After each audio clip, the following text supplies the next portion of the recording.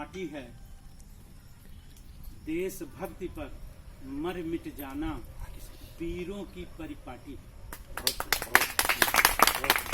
हम आज के दिन उन वीरों को जरूर नमन करेंगे, नमन करते हैं, उनको याद करते हैं जिनकी वजह से यह दिन हमको मिला है।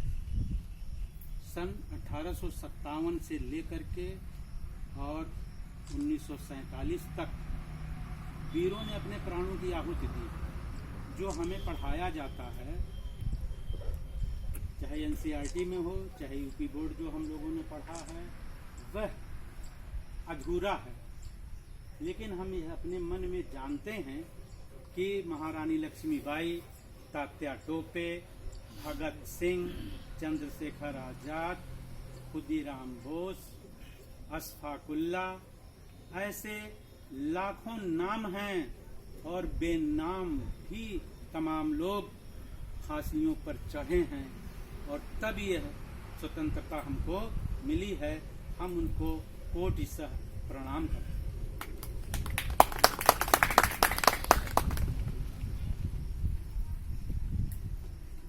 हमारे मैं एक राज्य से तो नहीं डायरेक्ट बिलोंग करता हूं, लेकिन उसके अंडर में हम लोग थे।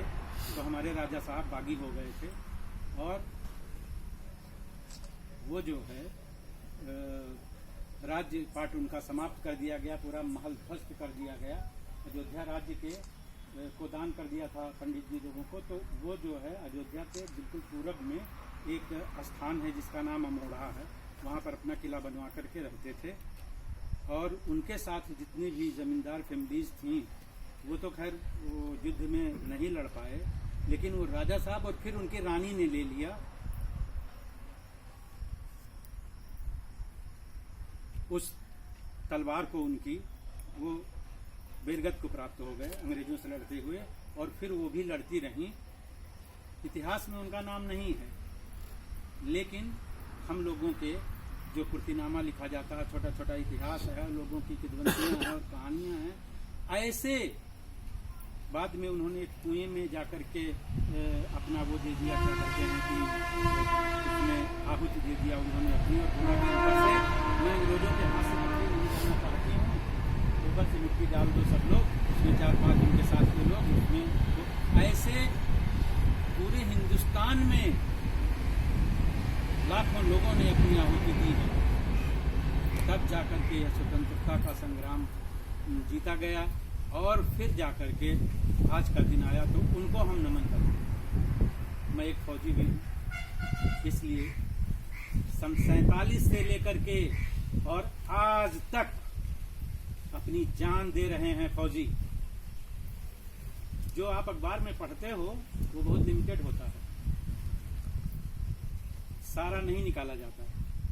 वहाँ पर कई जो लड़ते हुए मर जाते हैं, किसी ने छोटा अटैक कर दिया या उधर से गोलाबारी कर दी, उनका नाम आ जाता है। कई तो मान लीजिए कि गाड़ी चलाते हुए खड्डे में गिर गए, धूप में। राजस्थान में मैं सूरतगढ़, बीकानेर, गंगानगर में रह चुका हूँ। वहाँ पर गर्मी से लोग 52 डिग्री गर्मी होती है, गर्मी से लोग मर जाते हैं।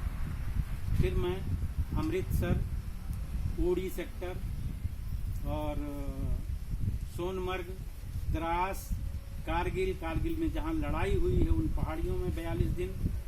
बटालिक उसका नाम है गांव का, जिस गांव से होकर वहाँ जाते हैं, अंतिम गांव है। उसके बाद नींबू का, अगर किसी ने नाम याद किसी को हो, टीवी में आजकल आ रहा था। फिर लेह, फिर उसके बाद एक सबसे ऊंचा जो दर्रा नहीं उसको कहेंगे, पास है 18,000 फीट की ऊंचाई पर अधिक है, नाम खरदुंगला। उसके बाद नुब्रा वैली, अभी आप लोगों ने सुना होगा नाम। सियोक रिवर का नाम अभी आपने सुना होगा जी। उसके बाद सियाचिन ग्लेशियर है, वहाँ पर मैं 2 साल का काम कर चुका हूँ, तैनात रह चुका हूँ।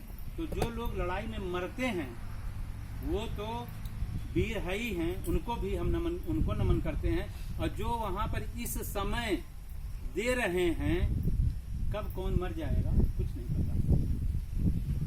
उनको भी हम नमन करते हैं। और जो आगे आने वाले लोग हैं मरेंगे देश की सेवा के लिए, उनको भी हम नमन करते हैं। जय जवान जय किसान का नारा दिया था लाल बहादुर शास्त्री ने। क्यों? क्योंकि इस देश में देश को चलाता किसान है और बचाता जवान। बस दो ही हैं, बाकी तो बिचौलिए हैं, उनका नाम बिचौलिए। हम सब लोग किसान परिवारों से आते हैं, हम सब लोग किसान नहीं अब मजदूर हो गए हैं जी। जमींदारी एवोल्यूशन में है। जो जमींदार थे उनकी जमीनें चली गई, जो किसान थे वो किसान तो थे ही पहले से, वो शायद अब मजदूर हो गए हैं, वो किसान नहीं बचे हैं। किसान केवल पुराने समय में जिनके पास बहुत जमीनें थी वही बचे हैं। फिर आ गई सीलिंग में 12.5 एकड़ यानी कि 50 बीघा हम लोगों के यहाँ से, यहाँ नहीं मुझे पता है, 12.5 एकड़ मान लीजिए। और जो ये तैमूर और रेंजेस हैं, जो पहाड़ी इलाके हैं, आप लोग तो यहाँ के रहने वाले हैं, यहाँ